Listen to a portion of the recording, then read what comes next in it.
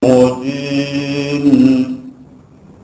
الله الرحمن الرحيم تبارك الذي بيده الملك وهو على كل شيء قدير. Assalamualaikum warahmatullahi wabarakatuh. Alhamdulillah, kita bersyukur kehadirat Allah Subhanahu wa taala. Kita dapat berbincang dalam sedikit majlis ilmu sambil beriktikaf. Jangan lupa dengan niat iktikaf di rumah Allah ini. Sallallahu salam kepada junjungan yang besar kita Muhammad sallallahu alaihi wasallam. Insyaallah kita akan digolongkan oleh Allah daripada umat baginda yang bakal mendapat syafaat di hari yang tidak ada syafaat, pertolongan, bantuan lagi kecuali daripada Nabi kita yang seorang. Tuan-tuan dan puan-puan semua yang dirahmati Allah, sempena dengan hari yang penuh dengan keberkatan, hari anugerah, hari kemerdekaan yang telah diberikan oleh Allah, memilih hari ini. Kita coba merenung semula dan merenung kembali bahawa sesungguhnya sejauh mana kita dapat mengekalkan kekuatan diri kita, kekuatan agama kita, kekuatan akidah kita dan ahli keluarga kita di dalam terus mempertahankan dan memperjuangkan agama yang telah dibawa oleh baginda Nabi sallallahu alaihi wasallam dengan mempertaruhkan nyawa, harta dan semua yang ada pada baginda Nabi sallallahu alaihi wasallam telah mempersembahkan semua hidup, jiwa dan raganya adalah untuk agama Allah Subhanahu wa taala. Di bumi yang penuh dengan rahmat dan kasih sayang Allah Subhanahu wa taala ini, ada golongan-golongan tertentu daripada orang-orang kafir yang ingin mencuba mencabar dan mengubah pendirian serta kedudukan umat yang beragama dan beriman ini daripada landasan yang sebenar. Di antara 10 rancangan yang telah dibuat dan dilakukan oleh Barat sampai ke hari ini, di dalam upaya mereka untuk melepaskan ataupun juga memindahkan haluan dan akidah hala tuju umat Islam daripada benar-benar berjuang dan menyembah Allah Subhanahu wa taala kepada yang sebaliknya. Di antara 10 rancangan yang mereka buat itu adalah mereka telah cuba untuk memisahkan umat Islam daripada Al-Qur'annya, sehingga ramai di antara umat Islam yang tidak peduli. Ramai di antara mereka yang tidak lagi mempedulikan ayat-ayat Allah. Ramai yang tidak mau mendengar ayat-ayat Allah Subhanahu wa taala. Rancangan Barat yang pertama, pisahkan umat Islam daripada Al-Qur'annya. Kemudian yang kedua, rosakkan akhlak mereka.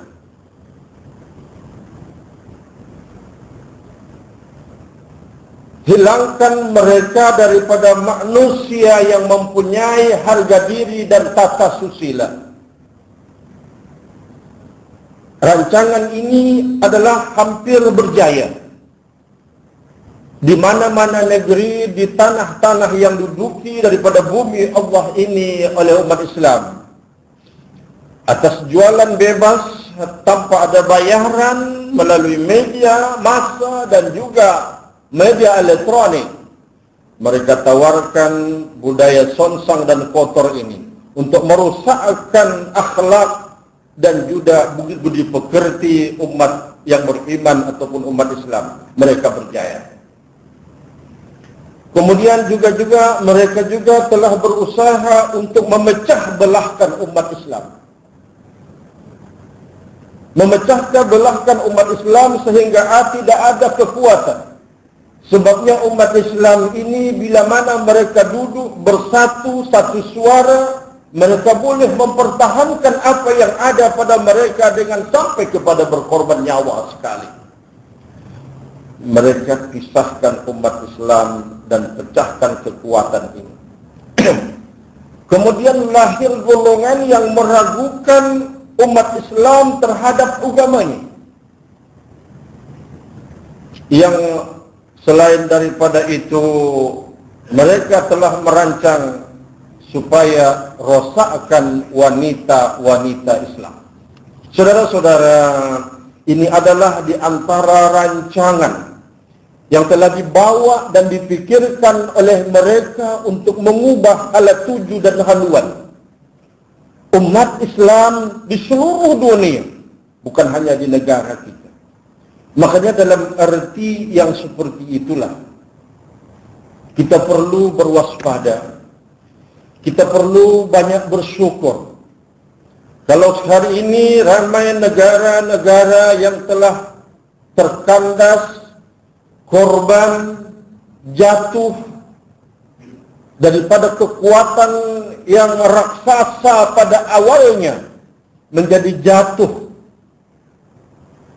sehingga tidak ada satu kekuatan lagi akibat daripada propaganda yang telah dilakukan oleh kaum kufar dan Zionis ini di negara-negara Islam. Kita tidak perlu nak sebut mana-mana satu, tetapi kita maklum bahawa rancangan yang mereka lakukan tadi sedang dijalankan, sedang dibuat, sedang diatur di negeri-negeri dan negara-negara Islam. Saudara-saudara, kadang-kadang kita merasakan, apakah Allah tidak sayang kepada hamba-Nya? Jawabnya bukan begitu. Tetapi bersyukurkah umat itu atau mereka kufur atas nikmat yang telah dianugerahkan Allah? Sekali lagi menghimbau, mengajak tuan-tuan dan puan-puan, mari kita bertafakur sejenak. Lihat 55 tahun sebelum zaman merdeka dahulu, kita jauh tatap ke belakang. Ya Allah, beginikah suasana umat yang dijajah itu? Macam nikah mereka berjuang bukan hanya dengan satu kekuatan, tetapi jiwa dan raga serta darah tertumpah. Saudara-saudara, bila mana kita menoleh ke belakang, lihat jauh ke sana, ramai di antara mereka yang telah korban untuk mencapai dan memperoleh kemerdekaan itu sebenarnya. Tetapi malangnya, berapa banyakkah umat yang merdeka, yang bangun dan hidup di bumi merdeka itu sesuai dengan apa yang disebutkan hubbul watan minal iman. Mencintai tanah air, mencintai negeri, mencintai negara itu adalah bahagian daripada iman. Berapa ramai di antara masyarakat Islam khasnya yang hidup di bumi yang merdeka, mengenang perjuangan orang-orang terdahulu, orang-orang yang lepas, yang telah berjuang segala jiwa dan raganya, sampai korban di dalam peperangan untuk membela dan mendapatkan merdeka itu. Lalu kita duduk di bumi yang telah diperjuangkan dengan titisan darah dan air mata itu dengan relax, sepertinya no problem. Bukankah ini satu kesilapan di antara sebahagian umat manusia yang telah hidup di bumi merdeka pada hari ini? Kita lihat kuasa besar seperti di Irak, kuasa Islam, bukan hanya kuasa senjata tetapi kuasa ekonomi di Libya. Saudara, hari ini hanya tinggal satu kenangan. Bukankah kita takut dengan bayang-bayang itu?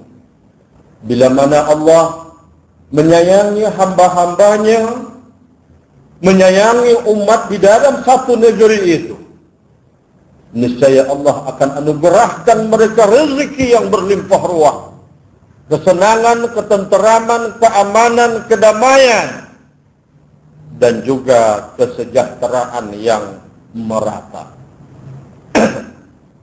Tetapi keadaan itu boleh berbalik serta berubah, saudara-saudara, bila mana pemimpin, penguasa, rakyat, dan umat yang duduk di dalam negeri yang sama lupa bersyukur kepada Allah. Ayat yang kita baca tadi, la in syakartum la azidannakum wa la in kafartum inna azabi lasyadid. Bila kamu bersyukur, aku tambah lagi nikmat itu, kata Allah. Tetapi bila mana kamu kufur, kamu ingat azab yang sangat pedih aku telah sedia untukmu. Saudara-saudara, sebagai ahli masyarakat, sebagai pemimpin masyarakat dan umat, sebagai ibu bapa, sebagai warga negara, sebagai umat yang merdeka, kullukum ra'in wa kullukum mas'ulun an ra'iyatih. Sabda Rasulullah sallallahu alaihi wasallam, setiap kamu adalah pemimpin, dan setiap pemimpin itu akan ditanya sejauh mana dia bertanggung jawab terhadap kepimpinan yang telah dia lakukan. Ibu rumah tangga bertanggung jawab kepada harta dan anak-anak suaminya. Seorang suami, dia bertanggung jawab kepada istri dan anak-anaknya. Sebagai seorang ketua, dia bertanggung jawab kepada bawahannya. Kalau Sayyidina Umar Al-Khattab boleh melawat di ujung malam mendengar jeritan suara tangisan daripada rakyat yang memerlukan pertolongan khalifah, sehingga tersepas serempak di satu malam, dan malam itu dia dengar tangisan itu dengan sedu sahdu sekali, yang ternyata